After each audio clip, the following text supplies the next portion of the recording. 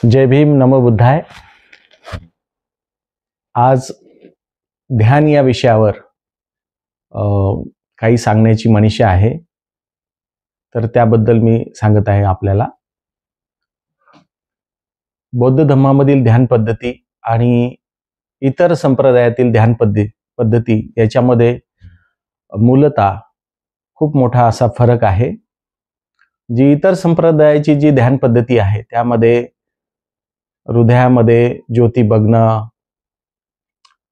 मूर्ती बघणं, मंत्र जाप करणं, अशा प्रकारची ती साधना आहे. आणि बौद्ध धर्मामध्ये 40 कर्मस्थान आहे. त्या 40 कर्मस्थानापैकी आनापानसती, मेत्ता भावना आणि विपश्यना, शमत भावना ही ध्याने आहेत. जी 40 कर्मठान आहेत त्यापैकी आपण बौद्ध धर्मातील जे ध्यान आहे ते आपण आनापानसती, विपश्यना किंवा त्याला सतीपट्ठाण म्हणा, तर ते आपण बघणार आहोत. तर ही जी ध्यान पद्धती आहे, आपण विहारात गेल्यानंतर डोळे बंद केल्यानंतर मांडी मारून पाठ मान सरळ ठेवून जेव्हा आपण विहारामध्ये जातो, आपल्या बुद्ध विहारामध्ये, त्यावेळेस आपण नेमकं काय करतो आणि इतर संप्रदायामध्ये नेमकं काय करतात हे आपल्याला जाणून घ्यायचं आहे. आणि 6 मे 1955 बुद्ध पौर्णिमेच्या निमित्त बाबासाहेबांनी काही सांगितलेलं आहे, ते मी आपल्याला सांगत आहे. माणसाला निर्वाण पद प्राप्त करता आलं पाहिजे. धम्मपदात निब्बान परम सुख असे म्हटले आहे. गडगंज संपत्ती जवळ आहे म्हणून सुख लाभत नसते. नुसत्या पांडित्याने सुख लाभत नाही, तो दुःखी असतो. तो दुःखी नसतो पण असुखी असतो, कारण अतिलोभ, खून, चोरी, पर्दागमन इत्यादी विकार जन्मजात आलेले असतात. या विकारांवर ताबा ठेवता आला पाहिजे असं बाबासाहेब म्हणत आहेत. हा जो खंड आहे 18 खंड भाग 3 यामध्ये 443 पानावर बाबासाहेबांनी नालासोपारा या ठिकाणी हे उद्गार काढलेले आहेत. जेव्हा आपण जो बाबासाहेबांचा 5 वर्ष बाबासाहेबांनी मेहनतीने, अतिशय कष्टाने हा जो ग्रंथ लिहिलाय, बुद्ध आणि त्यांचा धम्म, तर त्या ग्रंथामध्ये बाबासाहेब ध्यानाबद्दल काय म्हणत आहेत ते आपण बघूया. धम्म म्हणजे काय, तर या प्रकरणामध्ये जीवन सुचिता राखणे म्हणजे धम्म. आणि त्यामध्ये जो ग भाग आहे त्यामध्ये 5 प्रकारच्या दुर्बलता आहेत, त्या साधनेला बाधक ठरतात. त्या कोणत्या?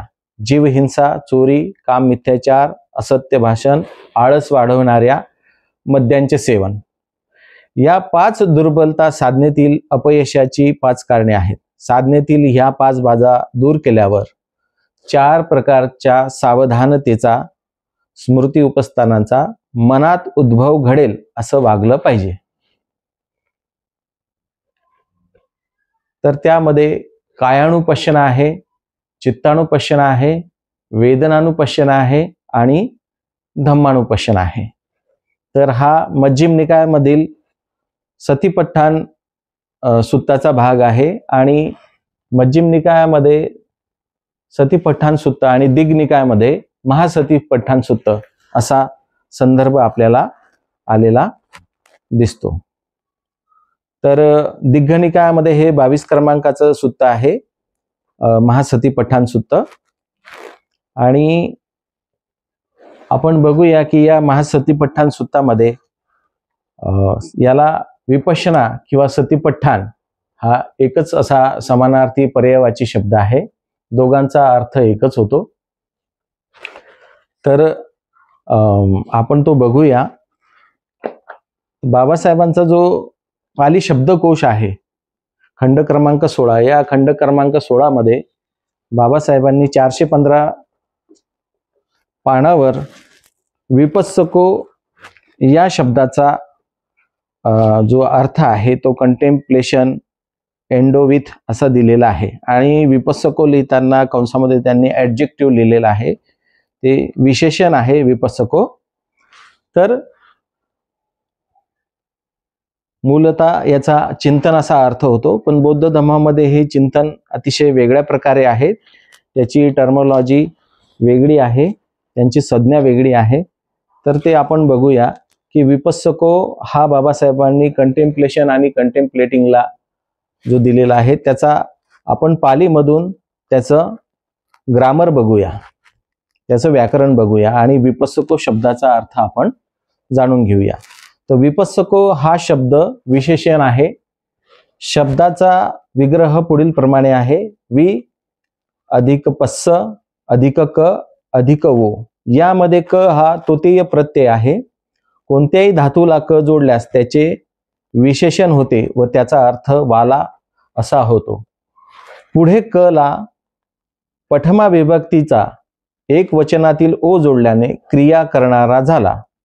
म्हणून विपस्सको शब्दाचा अर्थ विशेष प्रकारे जाणणारा, विचार करणारा आणि अनुभव घेणारा असं होतो.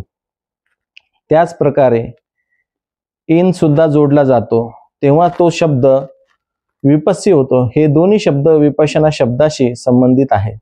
डॉक्टर बाबासाहेब आंबेडकरांनी कंटेम्प्लेटिंग हा इंग्रजी शब्दाचा अर्थ पुढील प्रमाणे सांगितलेला आहे. खोलवर विचार, चिंतनशील, विचारमग्न विचार. तसे एंडोविथ शब्दाचा अर्थ निसर्गाने जसं बहाल केलं आहे तसं, ज्यामध्ये मनुष्याकडून काही जोडले जात नाही. जसं बुद्ध पूजामध्ये आपण म्हणतो की वनगंध गुणोपेतं हेतं कुसुम संतती, म्हणजे फुलांना निसर्गाने जसा रंग गंध दिला आहे त्यामध्ये नैसर्गिकता आहे, त्यामध्ये कुठल्याही मनुष्याचा हस्तक्षेप नाही. आणि विपश्यनेमध्ये सुद्धा आपल्याला जसे शरीरातून मनातून येणाऱ्या संवेदनांचे सूक्ष्म निरीक्षण, मनातून येणाऱ्या खोल वर चिंतन करायचे असते आणि मनाला सजग आणि समतेत ठेवायचे असते, ज्याला आपण म्हणतो पालीमध्ये की वेदनानुपच्चया तन्हा, म्हणजे वेदनेमुळे तृष्णा न जागृत करता वेदनानुपच्चया पन्हा, म्हणजे जी वेदना आहे, जी तृष्णा निर्माण करते, जी भवचक्र निर्माण करते, जर त्याच वेदनेला आपण तटस्थ भावाने, भोगता भाव न ठेवता साक्षी भावाने बघितलं, समतेमध्ये राहून बघितलं, ज्याला भगवान बुद्धांनी महापरिनिब्बाण मध्ये म्हटलं आहे की वै धम्मो संखारा आतापि संपज्ञानो सतीमा अपमादेत संपादेत. तर म्हणजे हे जे आहे की प्रत्येक क्षण बुद्ध जागृत आहेत, पण ते प्रज्ञेसह जागृत आहेत, प्रत्येक क्षण विपश्यनेसह जागृत आहे, असा त्याचा संप्रज्ञानचा अर्थ होतो. आणि सतीपा म्हणजे त्या संप्रज्ञानासोबत, त्या प्रज्ञेसोबत जागृत राहणं, असा त्याचा अर्थ होतो. तर बाबासाहेबांनी आपल्याला जी व्हॉल्यूम नंबर 16 आहे पाली डिक्शनरी, त्या पाली डिक्शनरीमध्ये ग्रामर पण दिलेला आहे. मराठी, हिंदी आणि गुजरातीमध्येही ती लिहिलेली आहे बाबासाहेबांनी. आणि त्याचे जे अर्थ आहे तो अर्थ आपल्याला स्पष्ट व्हावा म्हणून तो अर्थबोध पण आपल्याला दिलेला आहे. तर आपण 415 पानावर जाऊन विपस्सी, विपस्सको आणि विपश्यना या शब्दाचे अर्थ आपण स्वतः अभ्यासू शकता.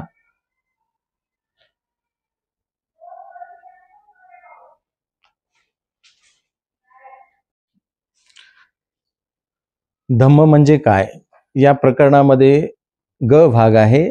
मराठी आवृत्ती पान नंबर 231 वर आपण बघूया की बाबासाहेब काय म्हणत आहे. 4 स्मृती उपस्थानांचा मनात उद्भव घडेल असं वागलं पाहिजे. ते ही जे 4 स्मृती उपस्थान आहे किंवा 4 स्मृती प्रस्थान आहेत, हे जे आहेत कायानुपश्यना, चित्तानुपश्यना, वेदनानुपश्यना आणि धम्मानुपश्यना. तर हे प्रकरण मी तुम्हाला बुद्ध आणि धम्मामधलं जसं तसं वाचून दाखवत आहे. ग भाग. 5 प्रकारच्या दुर्बलता आहेत, त्या साधनेला बाधक ठरतात. त्या कोणत्या? जीवहिंसा, चोरी, काममिथ्याचार, असत्य भाषण, आळस वाढवणाऱ्या मद्याचे सेवन. ह्या 5 साधनेतील या 5 दुर्बलता साधनेतील अपयशाची 5 कारणे आहेत. साधनेतील या 5 बाधा दूर केल्यावर 4 प्रकारच्या सावधानतेचा म्हणजे स्मृती उपस्थानांचा मनात उद्भव घडेल असं वागलं पाहिजे.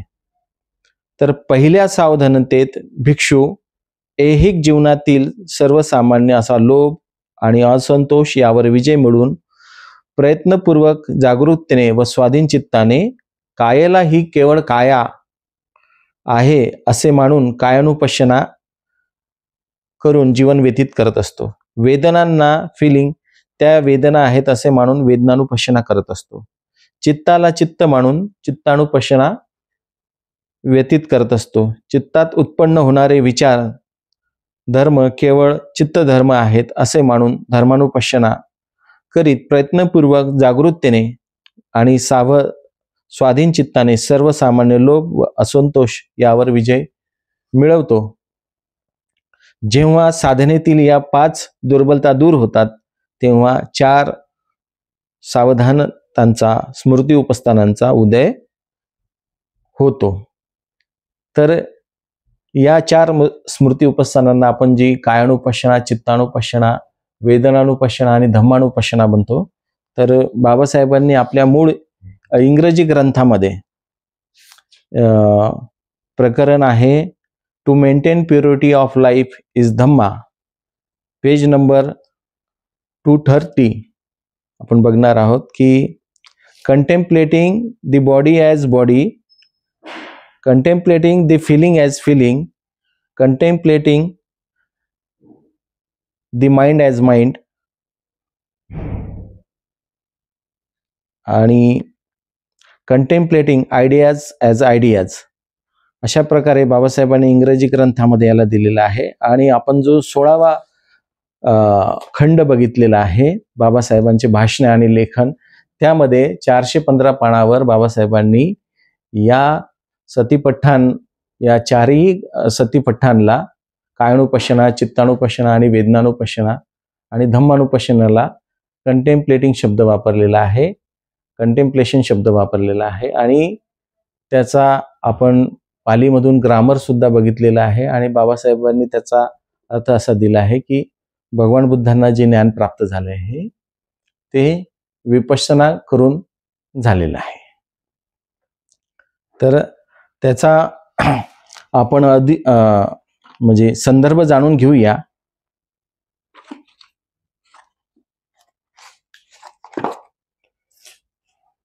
की जेव्हा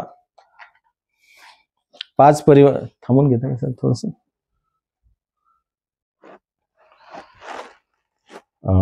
आपण धम्म म्हणजे काय त्यामधील जो ग भाग बघितला आणि त्यामधील 4 स्मृती उपस्थान बघितले. त्यामधील आपण बघितलं की कायानुपश्यना, चित्तानुपश्यना, वेदनानुपश्यना आणि धम्मानुपश्यना याला कंटेम्प्लेटिंग शब्द बाबासाहेबांनी मूळ इंग्रजी ग्रंथामध्ये आलेला आहे. आणि तोच कंटेम्प्लेटिंग शब्द जी पाली डिक्शनरी आहे, खंड क्रमांक 16 पाली डिक्शनरी बाबासाहेबांचे जी रायटिंग अँड स्पीचेस आहे त्यामध्ये आलेला आहे. त्यामध्ये 415 पान नंबरवर बाबासाहेबांनी कंटेम्प्लेटिंग या शब्दाचा अर्थ विपस्सको दिलेला आहे. आणि हा कंटेम्प्लेटिंग शब्द जो आहे विपस्सको, जे भगवान बुद्धांना जे ज्ञान प्राप्त झालेलं आहे ते विपश्यना करून झालेलं आहे. आणि जो ग भागामध्ये कायानुपश्यना, चित्तानुपश्यना, वेदनानुपश्यना आणि धम्मानुपश्यना आहे, या अनुपश्यनाला सुद्धा बाबासाहेबांनी कंटेम्प्लेटिंग शब्द वापरलेला आहे. आणि तो सुद्धा आपल्याला खंड क्रमांक पाली डिक्शनरी 16 मध्ये आपल्याला बघायला मिळेल. तर त्याचा अर्थ असा होतो विपस्सको, जो म्हणजे विपश्यना करणं, विपश्यना करून आणि प्रत्येक क्षणाला विपश्यना करून जागृत राहून त्या अर्थाने ते आलेलं आहे की वेदना आहे, काया आहे, चित्त आहे आणि चित्तातील धर्म आहे. अशा प्रकारे 4 स्मृती उपस्थानांचा मनात उद्भव होईल असं वागलं पाहिजे. म्हणजे बाबासाहेबांना हे म्हणायचं की या 4 स्मृती उपस्थानांचा उद्भव होईल म्हणजे विपश्यना करून, सतीपठ्ठान करून आपण ते आपल्या मनामध्ये ह्या 4 सावधानता किंवा 4 स्मृती उपस्थान हे आपण आपल्या मनात उद्भवेल, आपल्या मनात जागृत होतील असं आपण वागलं पाहिजे. म्हणजेच बाबासाहेब म्हणतात की आपण विपश्यना केली पाहिजे, सतीपठ्ठान हे केलं पाहिजे. आणि मज्जिम निकायामध्ये सुद्धा ते आपल्याला दिसतं. म्हणून बाबासाहेबांनी धम्म म्हणजे काय या अतिशय महत्वपूर्ण प्रकरणामध्ये त्याला स्थान दिलेलं आहे ग भागामध्ये. तर ते आपण बघतो. आता मूळ इंग्रजीमध्ये त्या अगोदर आपण मराठीमध्ये बघूया की 5 परिवारजक जेव्हा सिद्धार्थ गौतम यांना सोडून गेले होते आणि त्यानंतर सुजाताने दिलेली खीर जेव्हा सिद्धार्थ गौतमांनी प्राशन केली होती आणि ती खीर खाल्ल्यानंतर सिद्धार्थ गौतम गयेला गेले आणि पिंपळाच्या वृक्षाखाली बसून त्यांनी ज्ञान प्राप्त केलं. तर तो जो मुद्दा आहे भगवान बुद्धांचे पहिले प्रवचन मराठीमध्ये आणि पान नंबर आहे 148, मुद्दा क्रमांक आहे 11. तुम्हाला जसाचा तसा वाचून दाखवत आहे.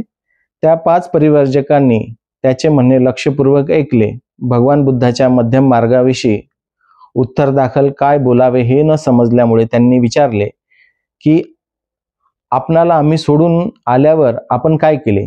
तेव्हा आपण गयेला कसे गेलो?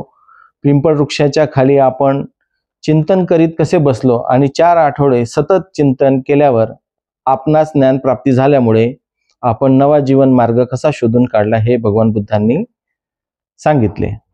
तर आपण या प्रकरणामध्ये जो चिंतन शब्द आलेला आहे की 4 आठवडे पिंपळाच्या झाडाखाली भगवान बुद्धांनी म्हणजे सिद्धार्थ गौतमांनी चिंतन केलं आणि 4 आठवड्यानंतर त्यांना बुद्धत्व प्राप्त झालं, ज्ञानप्राप्ती झाली. पण जर आपण मूळ इंग्रजी ग्रंथ जर बघितला तर त्यातील जे प्रकरण आहे 120 पान नंबर दी बुद्धा फर्स्ट सेरमन, त्यामध्ये पेज नंबर 121 आणि मुद्दा क्रमांक पॉइंट नंबर 11, त्यामध्ये हा जो मुद्दा मी मराठीतून वाचून दाखवलेला आहे तो इंग्रजीमध्ये आपण बघूया. दी 5 परिवाजकास listened to him with attention, not knowing what to say. In reply to the Buddha middle path, they asked him what he was doing after they had left him. Then the Buddha told them how he left for Gaya, how he sat in contemplation under the banyan tree, and how after 4 weeks contemplation his obtained enlightenment, as a result to which he is able to discover a new path of life. म्हणजे या ठिकाणी जो चिंतन शब्द आलेला आहे मराठीमध्ये, बाबासाहेबांनी मूळ इंग्रजी ग्रंथामध्ये कंटेम्पलेशन शब्द म्हणजे कंटेम्पलेशन करून मला 4 आठवड्यानंतर ज्ञान प्राप्त झालं. बयान ट्रीचा अर्थ होतो एक पिंपळाचा वृक्ष किंवा वडाचा वृक्ष. तर पिंपळाच्या वृक्षाखाली बसून सिद्धार्थ गौतमांना ज्ञान प्राप्त झालं. कंटेम्पलेशनचा अर्थ आपण सतीपठ्ठान याच्यामध्येही बघितलेला आहे, 4 स्मृती उपस्थानामध्ये सुद्धा बघितलेला आहे. आणि जो पाली डिक्शनरी बाबासाहेबांची writing and speeches Pali dictionary जी बाबासाहेबांनी स्वतः लिहिलेली आहे, महाराष्ट्र शासनाने ती प्रकाशित केलेली आहे. तर त्यामध्ये 415 पेजवर नंबरवर बाबासाहेब कंटेम्पलेशनचा अर्थ, कंटेम्पलेटिंगचा अर्थ विपस्सको लिहित आहे. आणि ते विपस्सको म्हणजे म्हणजे विशेष आणि पस्सको म्हणजे पाहणं, विशेष प्रकारचा अनुभव करून पाहणं. याचा अर्थ होतो की वेदनानुपच्चया न करता, म्हणजे जेव्हा वेदना उत्पन्न होते तेव्हा त्याला प्रतिक्रिया न देता तटस्थ राहून, निसंग राहून, द्रष्टा राहून जेव्हा त्याचा दुःखबोध, अनित्यबोध आणि अनात्मबोध सिद्धार्थ गौतमांनी जाणला, तर वेदनानुपच्चया म्हणजे वेदनानुपच्चया तन्हा न होता, तृष्णा निर्माण न होत देता वेदनानुपच्चया पन्हा जे प्रज्ञा निर्माण केली. आणि कंटेम्पलेशन म्हणजे विपस्सको करून, विपश्यना करून सिद्धार्थ गौतमांना बुद्धत्व प्राप्त झालं, ज्ञान प्राप्ती झाली.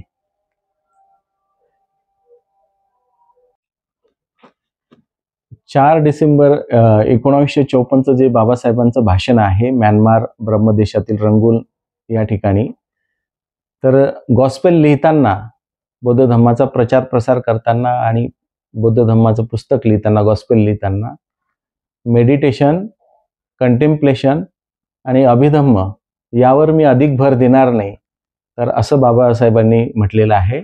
एम्फॅसिस शब्द वापरलेला आहे की मी अधिक भर देणार नाही. आणि गॉस्पेल लिहिताना असं स्पष्ट म्हटलेलं आहे की मी पुस्तक लिहिताना, बुद्ध आणि धम्मावर जो ग्रंथ आहे तो लिहिताना मी त्यावर अधिक भर देणार नाही. पण जर आपण दि बुद्धा आणि धम्मा, भगवान बुद्ध आणि त्यांचा धम्मा हा ग्रंथ जर आपण बघितला, तर बाबासाहेबांनी मेडिटेशन हा शब्द मूळ इंग्रजीमध्ये म्हणजे बाबासाहेबांच्या बुद्ध आणि धम्मामध्ये 35 वेळा आलेला आहे. आणि कंटेम्प्लेशन जो शब्द आहे हा 5 पेक्षा अधिक वेळा आलेला आहे. म्हणजे तुम्ही धम्म म्हणजे काय या प्रकरणामध्ये ग मध्ये गेला तर कायानुपश्यना, चित्तानुपश्यना, वेदनानुपश्यना आणि धम्मानुपश्यना यामध्ये कायानुपश्यनाला कंटेम्प्लेटिंग, चित्तानुपश्यनाला कंटेम्प्लेटिंग, वेदनानुपश्यनाला कंटेम्प्लेटिंग आणि धम्मानुपश्यनाला सुद्धा कंटेम्प्लेटिंग झालं. आणि जेव्हा बुद्धांना जे ज्ञान प्राप्त कशातून झालं, तर काय केलं नेमकं भगवान बुद्धांनी पिंपळाच्या झाडाखाली बसून, तर तिथे बाबासाहेब मूळ इंग्रजी ग्रंथामध्ये लिहित आहेत आणि त्या मुद्द्यामध्ये सिद्धार्थ गौतम सांगतायत, बुद्ध सांगतायत की मी कंटेम्प्लेशन करून मला ज्ञान प्राप्त झालेलं आहे. तर 5 पेक्षा जास्त वेळा कंटेम्प्लेशन शब्द आलेला आहे. याचा अर्थ बाबासाहेबांनी ती गोष्ट म्हणजे स्वीकारलीच नाही, तर 4 स्मृती उपस्थानांचा या विपश्यनेचा मनात उद्भव कसा होईल आणि आपण कसं वागलं पाहिजे, तर त्या प्रकरणामध्येच सांगतायत. म्हणजे स्पष्ट सांगत आहे की आपण विपश्यना ही केली पाहिजे.